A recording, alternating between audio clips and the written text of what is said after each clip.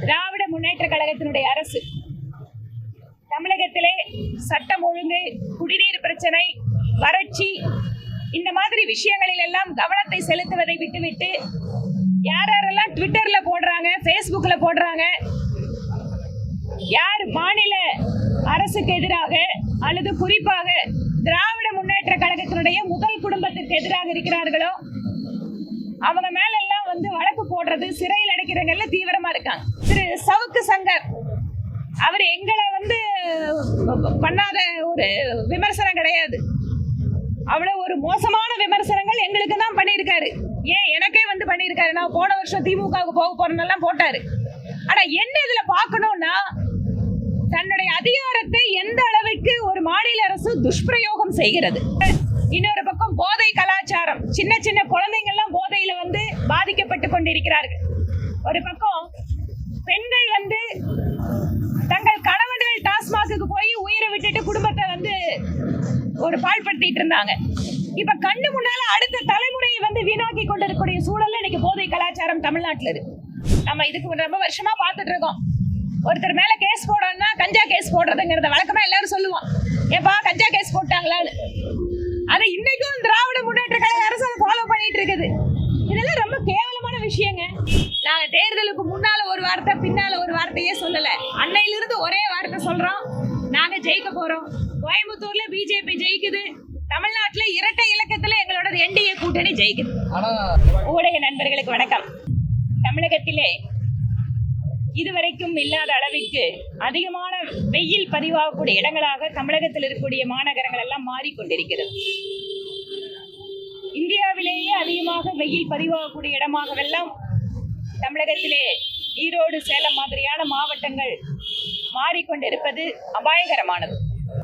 தமிழகம் வெகு வேகமாக தொழிற்சாலைகளை பெருக்குவதிலேயும் நகர்ப்புற மயமாக்குவதிலேயும் இந்தியாவிலேயே முதன்மையில் இருக்கக்கூடிய மாநிலம். இதையெல்லாம் காலத்தினுடைய ஒரு தேவை என்றாலும் கூட அந்த வளர்ச்சி என்பதும் வேலைவாய்ப்பு என்பதும் சுற்றுப்புற சூழலோடு இணைந்து வந்தால்தான் அங்கு மக்கள் வாழக்கூடிய இடங்களாக அவையெல்லாம் இருக்கும். பல்வேறு அமைப்புகள் மரம் நடுவதிலேயும் பாதுகாப்பதிலேயும் நிலத்தடி நீரை பாதுகாப்பதற்காகவும் உழைத்துக் கொண்டிருக்கிறார்கள். அவர்களை எல்லாம் சரியான விதத்திலே அரசாங்கம் பயன்படுத்திக் கொள்ள வேண்டும். கோவை எடுத்துக்கொண்டால் கூட சிறுதுளி குளங்கள் பாதுகாப்பு அமைப்பு என்று நூற்றுக்கணக்கான அமைப்புகள், அவர்களை எல்லாம் ஒன்றாக இணைத்து பொதுமக்களோடு இன்னும் அதிகமான விழிப்புணர்வு ஏற்படுத்தி அவர்களுடைய பங்களிப்போடு அதிகமான மரங்கள் நடுவதற்கும் நிலத்தடி நீரை பாதுகாப்பதற்கும் அரசு ஒரு செயல் திட்டம் வகுக்க வேண்டும்.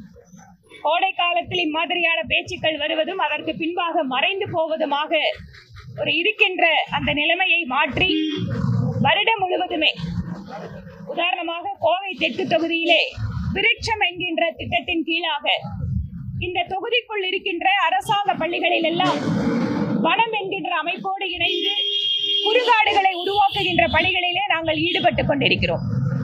இதே போல எங்கெல்லாம் அரசு பள்ளிகளில், அரசு நிறுவனங்களில் தரிசாக இருக்கக்கூடிய இடங்கள், காலியாக இருக்கக்கூடிய இடங்களில் எல்லாம் அரசாங்கம் மரம் வளர்ப்பதற்கு அங்கங்கு இருக்கக்கூடிய சுயதவி குழுக்கள் அல்லது தன்னார்வ அமைப்புகள், என்ஜிஓக்கள் இவர்களை எல்லாம் பயன்படுத்திக் கொள்ளலாம். இது வரக்கூடிய காலத்தில் புவி வெப்பமயமாதல் என்கின்ற மிகப்பெரிய ஒரு குளோபல் இஷ்யூவுக்கும் தமிழகம் உதாரணமாக வருவதற்கு மாநிலத்தினுடைய முதலமைச்சர் சிறப்பு கவனம் கொடுக்க வேண்டும் என இந்த நேரத்தில் கேட்டுக்கொள்கிறோம். குடிநீர் தட்டுப்பாடு என்பது தமிழகத்தினுடைய பல்வேறு பகுதிகளில் நிலவிக் கொண்டிருக்கிறது. அதற்கென்று சிறப்பு நிதி ஒதுக்கீடு செய்தால் மட்டும் போதாது. ஏனென்றால் நிறைய நேரத்தில் லாரி மூலமா தண்ணி கொடுக்கிறோன்னு இந்த லாரி மூலமா தண்ணி கொடுக்கறதுல மிகப்பெரிய ஊழல் நடைபெற்றுக் கொண்டிருக்கிறது.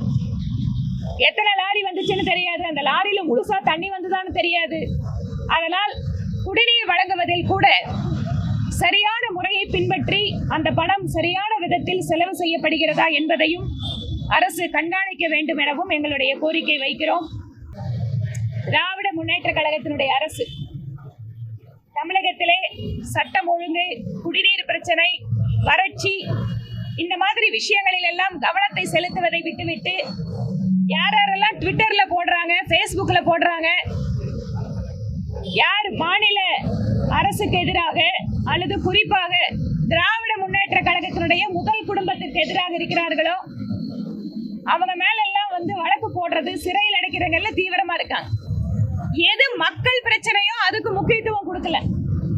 அதை விட்டுவிட்டு எங்கள் அதிகாரத்தை எப்படி காட்டுகிறோம் பார் என்கின்ற ரீதியில இது முதல் முறை அல்ல.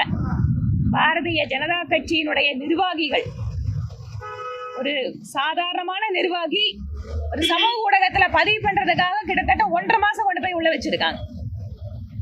தொடர்ச்சியா நடக்குது.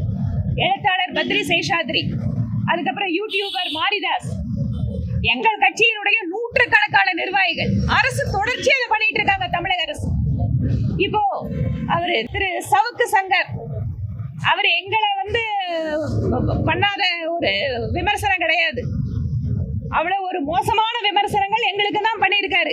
ஏன் எனக்கே பண்ணியிருக்காரு. நான் போன வருஷம் திமுகவுக்கு போக போறேன்னெல்லாம் போட்டாரு. ஆனா என்ன இதுல பார்க்கணும்னா, தன்னுடைய அதிகாரத்தை எந்த அளவுக்கு ஒரு மாநில அரசு துஷ்பிரயோகம் செய்கிறது, இது வெட்ட வெளிச்சமாக தெரிகிறது. அப்ப இவங்களுக்கு எதிராக பேசினா இவங்க எந்த நிலைமைக்கும் செல்வார்கள்.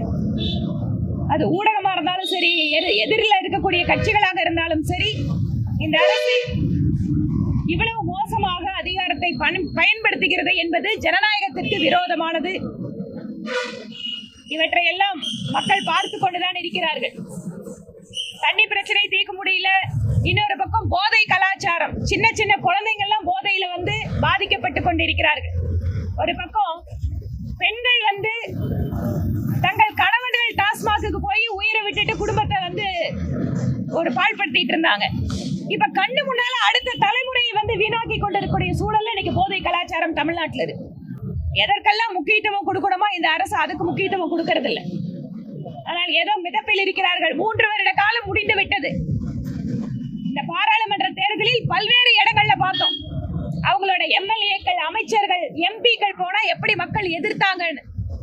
அதற்கு பிறகாவது இந்த அரசு மக்கள் பிரச்சனைகளில் கவனம் செலுத்த வேண்டும் என நாங்கள் எதிர்பார்க்கிறோம்.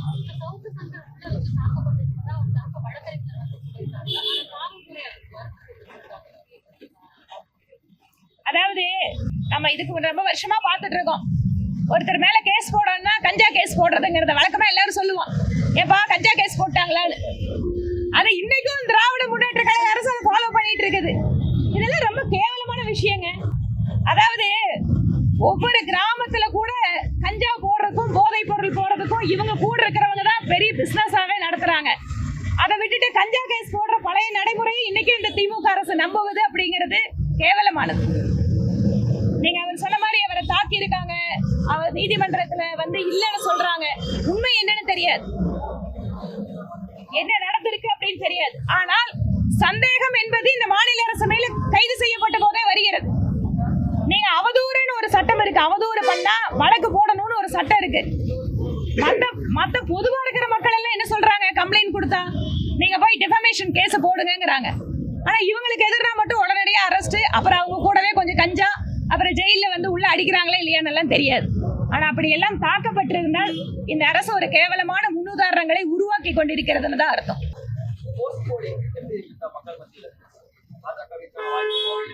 பிரமாதமா இருக்கு. நாங்க தேர்தலுக்கு முன்னால ஒரு வார்த்தை, பின்னால ஒரு வார்த்தையே சொல்லல. அன்னையிலிருந்து ஒரே வார்த்தை சொல்றோம், நாங்க ஜெயிக்க போறோம். கோயம்புத்தூர்ல பிஜேபி ஜெயிக்குது, தமிழ்நாட்டுல இரட்டை இலக்கத்துல எங்களோட என்டிஏ கூட்டணி ஜெயிக்குது. பேட்மிண்டன் வீராங்கனை சாய்னா நேவால் ஒரு போஸ்ட் போறாங்க. 101 reasons why I love to vote for Modi. அதுக்கு மனோதக்கராஜ் போறாரு, Mr. Modi the nation has 108 good things for you. Post கூட நாங்க என்ன கேள்வி அவர் கேக்குறாரோ அதுக்கு நாங்க பதில் கொடுக்கறோம். அவர் 108 என்னங்க விஷ்ணு சகசரம் மாதிரி 1008 கேள்வி கேட்டாலும் பதில் கொடுக்கறதுக்கு நாங்க தயாரா இருக்கிறோங்க. நாங்க 1008 விஷயத்தை பண்ணியும் வச்சிருக்கோம் அந்த நாட்டுல. அர்ஜுன் தேவண்ணா விஷயத்துல பாஜக மகளிர் அணி சார்பில் இதற்கு எந்த ஒரு கண்டனமோ எதிர்பார்ப்பான அறிக்கையோ எதுவுமே இல்லையா? கொடுத்துட்டுமே, கர்நாடகாவில் கொடுத்துருக்கோம். கர்நாடகாவில் எங்க மகளிர் அணி எந்த காரணத்தை கொண்டு பெண்களுடைய பாதுகாப்புக்கு குந்தகம் விளைக்கிறவங்கள, பெண்களுக்கு எதிராக செயல்பட்டவங்கள ஒருபோதும் நாங்க சப்போர்ட் பண்ண மாட்டோம். ஏற்கனவே கர்நாடகாவில் எங்க மகளிர் அணி கொடுத்துட்டோம். நாங்களும் டெல்லியில இருந்து கொடுத்துட்டோம். என் மீடியாவுக்கு நானே கொடுத்தேன். ஒருபோதும் ரேவண்ணாவுடைய விஷயத்துல எங்களுடைய பாரதிய ஜனதா கட்சி சட்டப்படியான நடவடிக்கை எடுக்கிறதுக்கு தடையாக இருக்காது. நாங்கள் அதை கேட்கவும் போறதில்ல. யார் தவறு செய்திருந்தாலும், குறிப்பாக பெண்களுக்கு எதிராக குற்றம் இழைப்பவர் யாராக இருந்தாலும் அவர்களுக்கான தண்டனை என்பது உறுதி செய்யப்பட வேண்டும். இதுல எந்த சமரசமும் கிடையாது. அதாங்க தமிழ்நாட்டை போதை மாநிலமா மாத்திட்டு இருக்காங்க. சட்டம் ஒழுங்கு படுமோசமா போயிட்டு இருக்கு. அதுக்கப்புறம் எந்த முக்கியமான பிரச்சனையோ, குடிநீரோ, மாநகராட்சியில குப்பை எடுக்க மாட்டேங்கிறாங்க பாருங்க. என்ன இந்த மாதிரி எதெல்லாம் மக்களுக்கு அன்றாட பிரச்சனைகளோ இதை பத்தி கவனம் கொடுக்கல. அதை தவிர மாநிலத்தினுடைய முதல்வர் அப்பப்போ வாக்கிங் போறாரு, அப்பப்போ சினிமா பாத்தீங்களான்னு கேட்கிறாரு, அப்பப்போ அவரோட பையனோட அந்த வருங்காலத்தை பத்தி உறுதி செய்யறாங்க. அந்த முதல் குடும்பத்தோட பணம் சம்பாதிக்கிறத பத்தி மாநிலத்தோட அமைச்சரே போன்ல பேசுறாரு. இதுதான் இன்னைக்கு இவங்களோட 3 வருஷம் சாதனை. வறட்சி, தண்ணீர் இல்லாம மக்கள் எல்லாம் தவிக்கிறாங்க. கொடைக்கானலுக்கு பயங்கர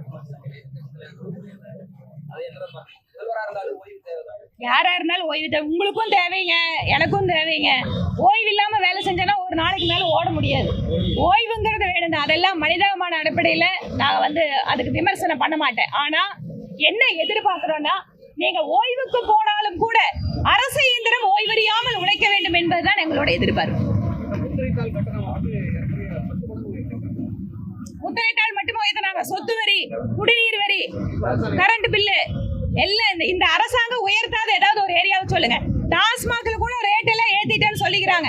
கரெக்டுங்களா? வேற அந்த தம்பி கரெக்டா தலையாட்டுறாரு பாருங்க. விலையாத்தாத ஏரியாவே கிடையாது, அந்த அளவுக்கு ஏறி போச்சு. எங்க ஆபீஸ்க்குள்ளேயேவா?